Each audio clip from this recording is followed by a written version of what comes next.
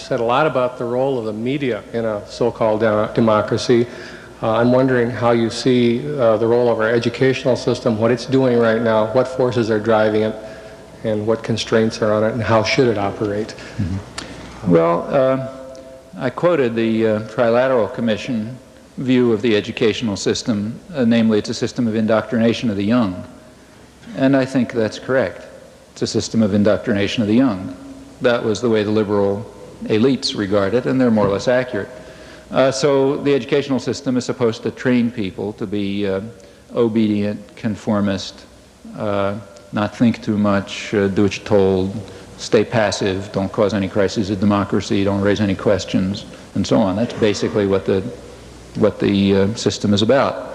Even the fact that the system has a lot of stupidity in it, I think, has a function. You know, it means that people are filtered out for obedience. If you can guarantee lots of stupidity in the educational system, you know, like stupid assignments and things like that, you know that the only people who make it through are people like me and like most of you, I guess, who are willing to do it no matter how stupid it is, because we want to go to the next step, you know. So you may know that this assignment is idiotic and the guy up there couldn't think his way out of a paper bag, but you'll do it anyway because that's the way you get to the next class. And you want to make it, and so on and so forth. Well, there are people who don't do that, you know. There are people who say, I'm not going to do it, it's too ridiculous, you know. Those people are called behavioral problems, or something like that. They end up in the principal's office, or in the streets, or selling drugs, or whatever. And all of this is a technique for selection for obedience. And I don't know how to prove this, but I have a feeling that when you go to the elite universities, you find more obedience and conformity. Probably because you're getting the students who were better able to do it, you know. Well, all of that is functional. That's the way it works. And it works right through graduate school. I mean, by the time you get to graduate school, it's already a little more varied because some real contradictions develop in the system. The problem is that you can't have progress this way. You know, now, especially in the sciences and engineering, that's a problem because the corporations need science and engineering. You know, if you don't have innovation, you're really in trouble. So they have to encourage creativity and independence because you can't get anywhere if you just copy what somebody told you. You have to be challenging things all the time, challenging everything, you know, and thinking new thoughts and so on. And there you got a real contradiction. It's hard to train people to be creative and challenging and so on, and yet to ensure that somewhere else in their lives they're conformist and obedient and never think. So you have problems. That's a serious problem in Japan, incidentally. We think of Japan as this tremendous superpower, but that's very misleading. Japan, for example, is very poor in science, for example, and they're aware of it. And part of the reason is it's part of the same thing that makes them good workers, obedient workers. It's a very obedient society, very deferential and conformist society. And one effect of that is that you know there are real constraints against independent, free thinking, and you see it in the sciences very clearly. But it's a problem here too. So there are those contradictions, and when you get to graduate school, they're beginning to show up. They show up much less in the ideological subjects, because there it doesn't matter so much if people have, you know, profits aren't made by historians having original ideas about the French Revolution, so they can have conventional ideas. And that means that the pressure to try to support innovation and freedom is much less, and the pressures for conformity, on the other hand, are much greater, because in the ideological subjects it begins to be dangerous if people think the wrong thoughts. It's not so dangerous if they have new ideas about physics. But nevertheless, you know, you begin to get a little flux in the system by the time you get to graduate school. And even at lower levels you find it. I mean, there are teachers who do stimulate thought, and sometimes they get away with it.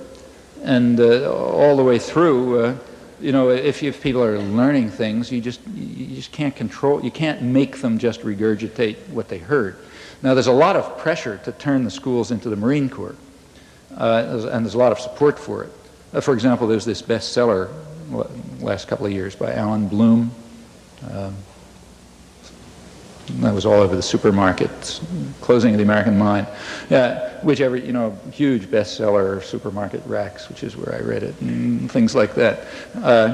Well, you take a look at what he's saying, And there was plenty, a lot of enthusiastic accolades for it and so on. He was saying that a couple of us smart guys will decide what the great thoughts are, and every student will memorize them, and that's education. Okay. Well, that's a way to turn people into pure automata. Even if they happen to pick the great thoughts, there is no way less likely to get anybody to think about those thoughts than to make that the curriculum. That finishes them off, and I think that's the purpose, really. The purpose is just to impose authority, Here's the great thoughts. All this other stuff is rubbish. Just learn those and you're okay. I'll pick them, you memorize them. That's basically the line. Now, of course, that's the opposite of education. That's the way you study Talmud or something like that. But it's very popular, and I think it reflects the same concern over the crisis of democracy. In fact, Bloom himself was extremely, the incident that really got to him was a case in Cornell where he was a professor, where some black students took over one of the buildings. And he said that's just like the Nazis, it's back to the Nazis. He has a whole business about the Nazis and so on and so forth. Well, you take a look at what happened in that. He doesn't tell you what he thought and he says the faculty capitulated, just like Heidegger capitulated to the Nazis and so on.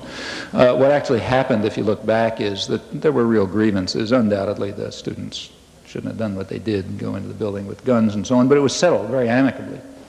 It was settled amicably, nobody was killed. The grievances were to some extent dealt with, and the net result was better than it was before.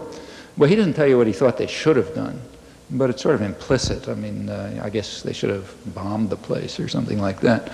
But that's what really set him off. And in general, what set many people off was the 60s are now described in the literature as if it was a time when students were running around burning libraries and destroying the foundations of civilization and so on. What was actually going on is they were asking questions. They were raising questions. They were looking into things that people hadn't looked into before. They were not just obedient. And from the point of view of a lot of the faculty, that's equivalent to burning the buildings. You can't have that small distinction. You can't make that. There's pressure to turn the schools back to the days when you didn't have to worry about those things, like disobedient students asking questions about things that you didn't tell them to think about and so on.